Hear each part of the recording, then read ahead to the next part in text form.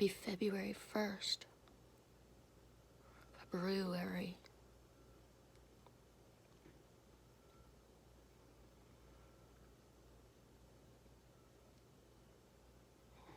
I'm trying to breathe it through, but I feel so bitter. Scared. I wish I could be angry.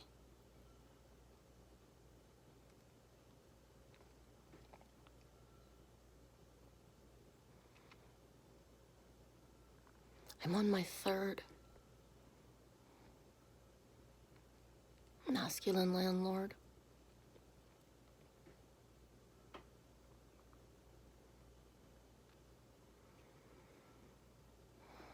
The first masculine landlord that I had in 2018 and 19.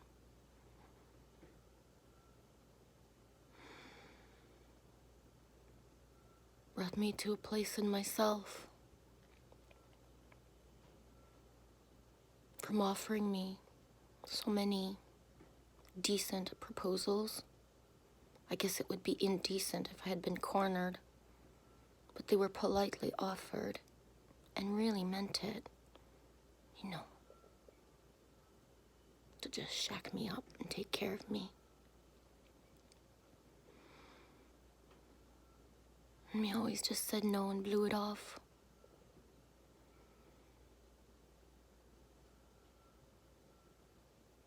But it was not comfortable to live there. So those of you who follow my journey, you remember those months where I was deciding what I should do with my life. And then I woke up one morning and I said, I'm just gonna sell everything and leave. So I did. I really did. Me thought, me gonna sell everything I got except for the shit I really love. 10 Tupperwares. Me gonna take off and find a better place. Me gonna take off and find a better place. So me did.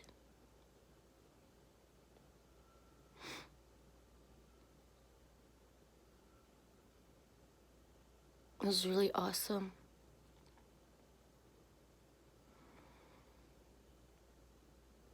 We went to the East Coast.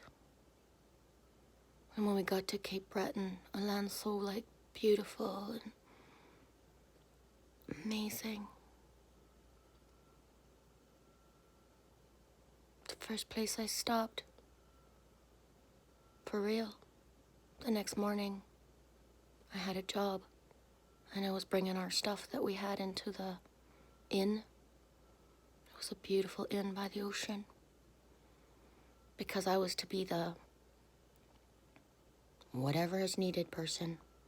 The driver, everything. The live-in caretaker. It was a masculine owner. But me did not hold that against him. It was a masculine owner who was an ex-alcoholic.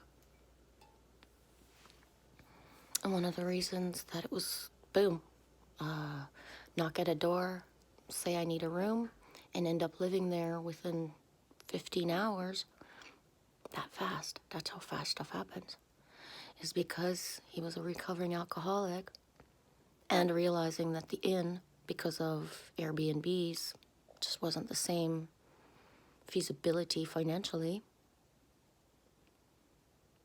He was going to make it into a rehab. And so me was like, whoa, that's what I'm here for. I've been wanting to do this for years. Let's do it. I'm here. I found you. Let's do it.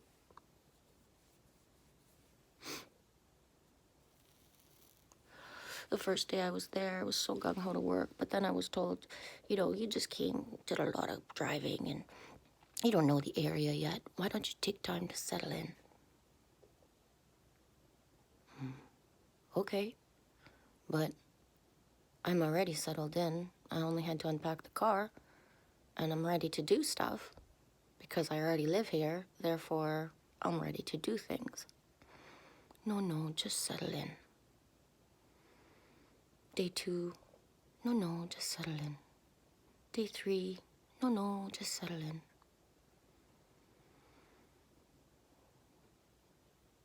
Yeah, by day 3, it was apparent that I wasn't to be just an employee. You know, the crushing and stuff. I'm just gonna leave it at that. On day 7, I threw everything into the car. I started throwing everything into the car at 5:30, and by 6:30 p.m., I was pulling out the driveway. And I drove 8 hours to get the fuck away from that place.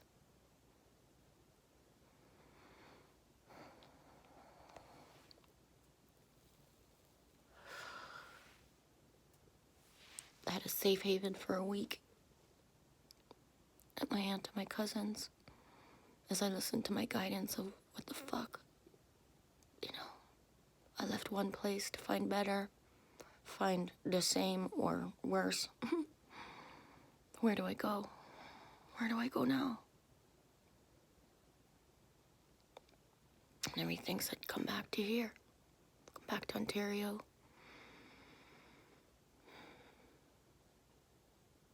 Come back here. So I did.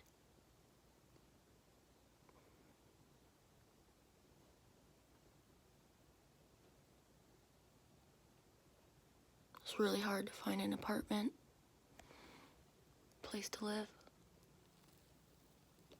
I never imagined coming back. I'd have a problem finding a place. You know, there's always an apartment or a place or something for rent, but there wasn't. And then finally, when there was, you know, I took it. I found a place and I went for the interview, and it was Gary, G above.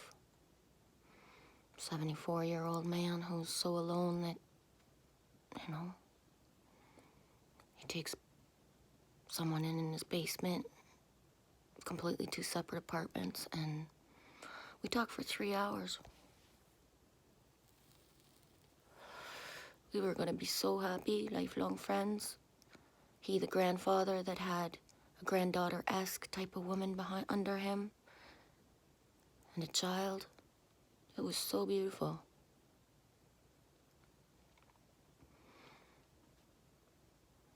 You know, I like telling the stories and stuff.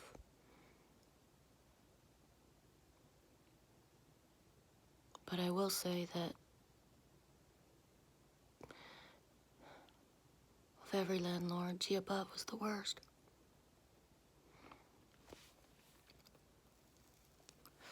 And I'm gonna leave it at that.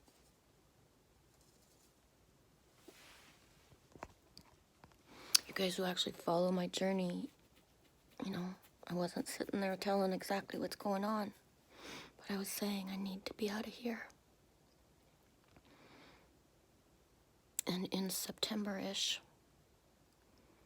a place came available, but again, it was a masculine landlord, and again, it was a place that I didn't want to be, which is right here. But then shit hit the fan with Gary, like big time. And more truths came out of stuff that I had been paranoid about for a year. But I thought it wasn't possible. You know, when we have the life of you can't make this shit up. You can't make this shit up. And sometimes it's just so fucking surreal that there ain't nobody to tell. Because nobody wants to hear it. So shit hit the fan. And I took this place. I've been working so hard on trying to be grateful. Because I am.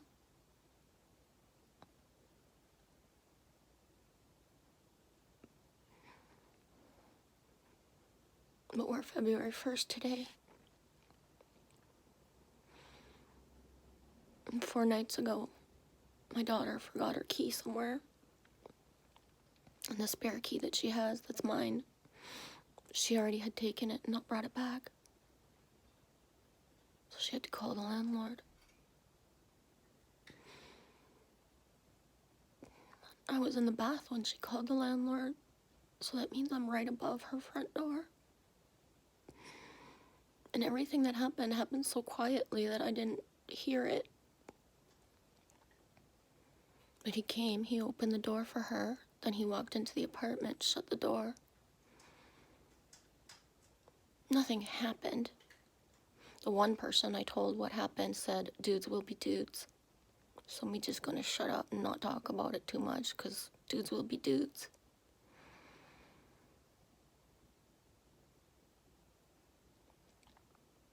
And nothing happened, because dudes will be dudes. They just say what they say and it's okay. He didn't touch her, and she didn't have to scream for me.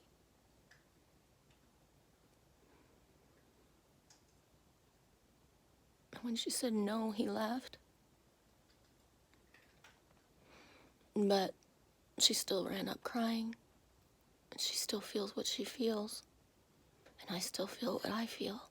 No matter if dudes will be dudes. So I'm really bitter.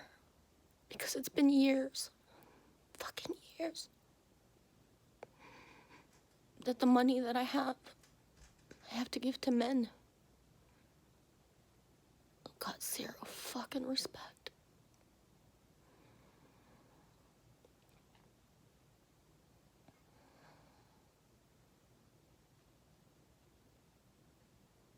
And I'm short on rent. That's a hard pill to swallow today. And this is where it does not compute. I know I'm protected.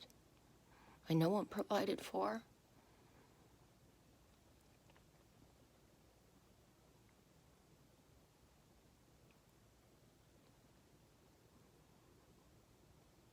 But to test who he is by having to say again, I'm lacking the full amount.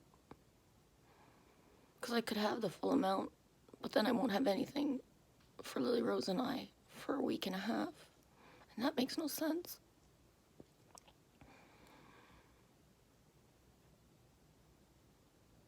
It makes no sense that I wake up every day and that everything of me, every single particle of my body, shivers and leads me to do live streams for hours and hours.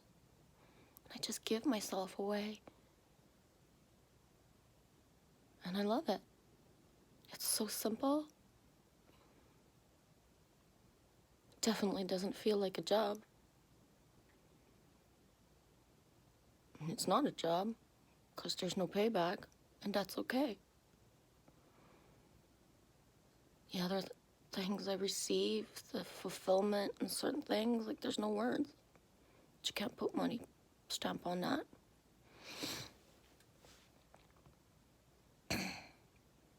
But it's hard not to be confused about, like, what the fuck? If that passions me, if I'm doing it for hours on end, where's my flow? And what am I doing wrong? Or what more do I have to learn? I don't know.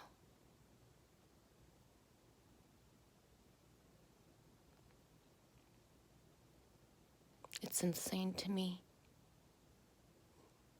what it is to be a single mother in this world. And I say that and I'm blessed where I am.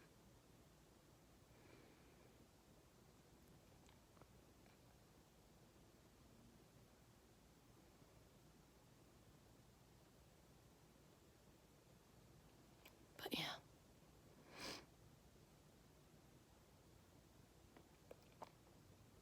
The aloneness of the mama bear and the things and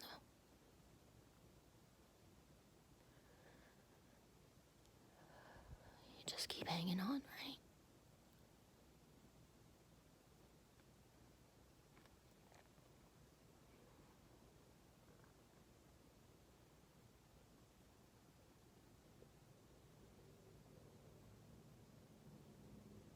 of them, they know not what they do. Like,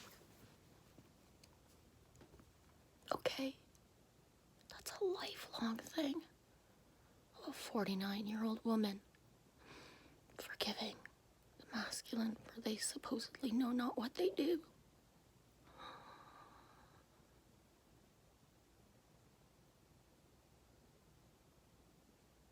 Am I manifesting all of this? Because my face and because my body?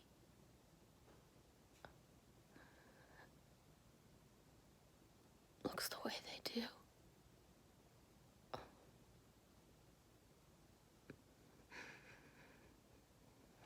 And people say nice things about my face or my body. Thank you. Okay. But what does that change? Does it mean anything? And if the people who thought they were giving me compliments and then they tell me certain things, it's like, but you don't understand. Okay, this is my face. This is the package. But in the background, what I walk because of that.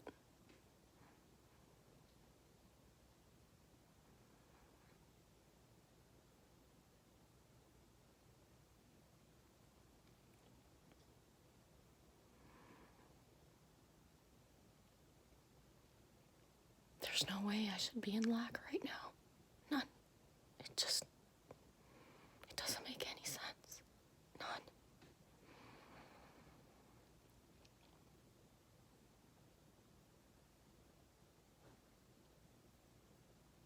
None.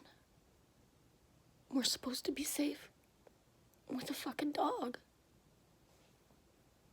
And you know,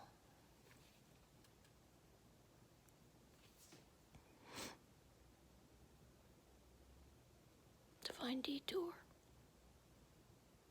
Divine detour that leads to what? What does it lead to? If there's nowhere to go.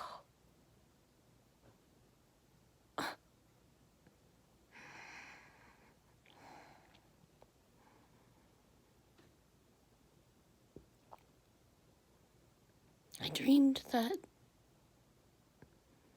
it was here, but it wasn't. And all of a sudden, there was just people. We were living together. And I looked at one girl, and I couldn't even ask her name because I didn't want her to think I forgot who she was.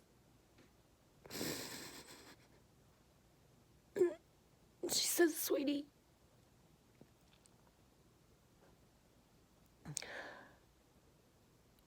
I need to go do something today. Do we have to lock the door or not?" And I said, "Well, really, not really. But we can lock it if you want. I'll give you the key." And as I reached for the key, somebody here came and banged on the door. So we woke up. But I gave her the key before I woke up. So we don't know who it is. But I gave her the key. And we went outside to see. I didn't think that the door knocking was for me. But I went outside just to check. Because it's really cold, and if it was for me, I didn't want to just not answer the door. Because it's really cold outside.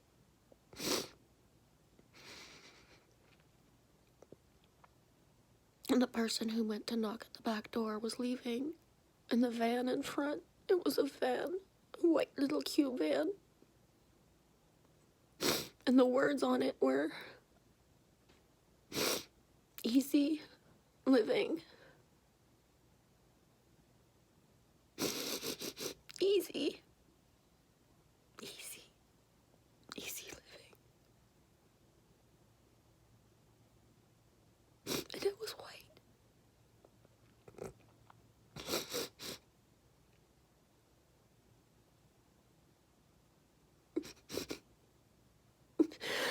So that's what I'm gonna hold on to.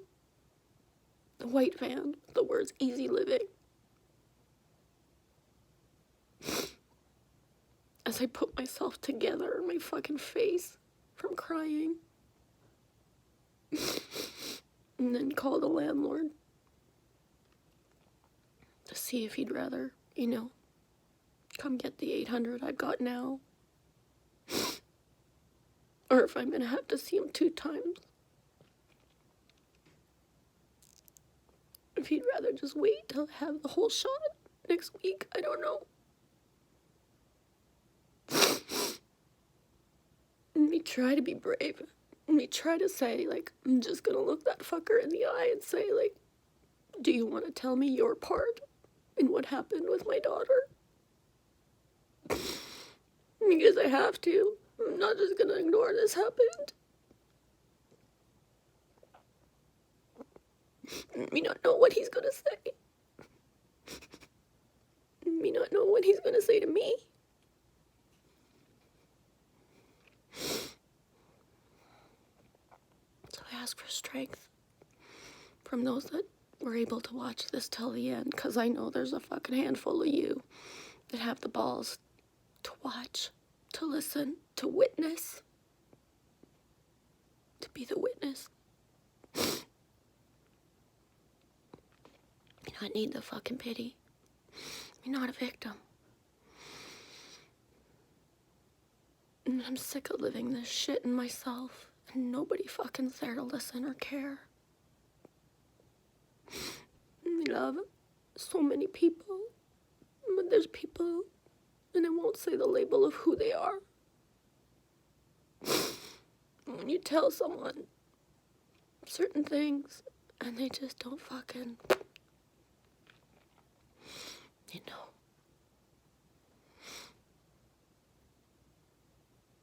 you just learn to shut up and not say anything.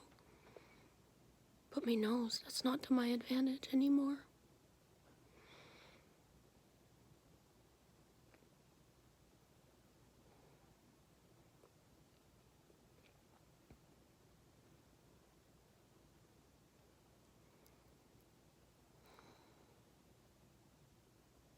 Easy living.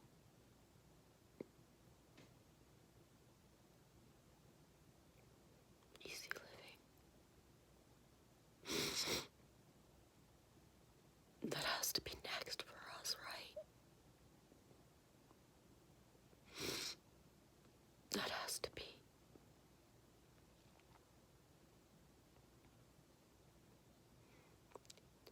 Because I've been living for years as act as if.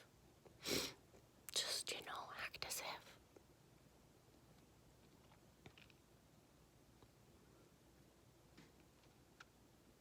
But it ain't fucking easy.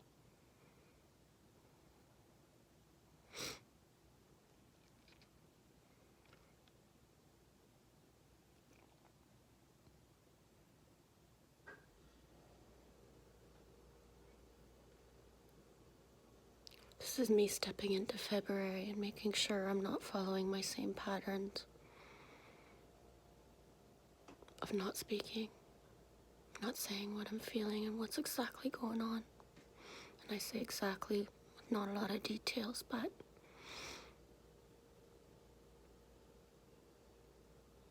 because if I bypass not sharing this, I'm not gonna make it through February, man. I can't keep holding the load for the shit in the back. Because the shit in the back is the reality that we live. Dudes will be dudes. Oh, fuck that. Go ahead. Not with me. Not with my daughter.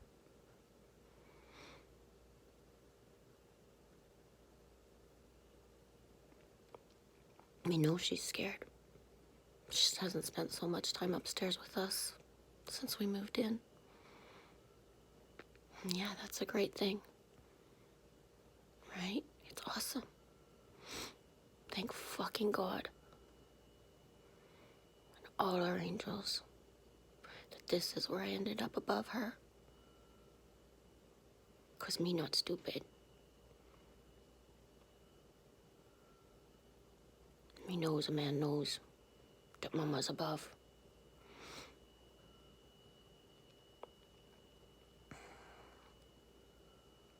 I've always shielded myself, made myself look bigger.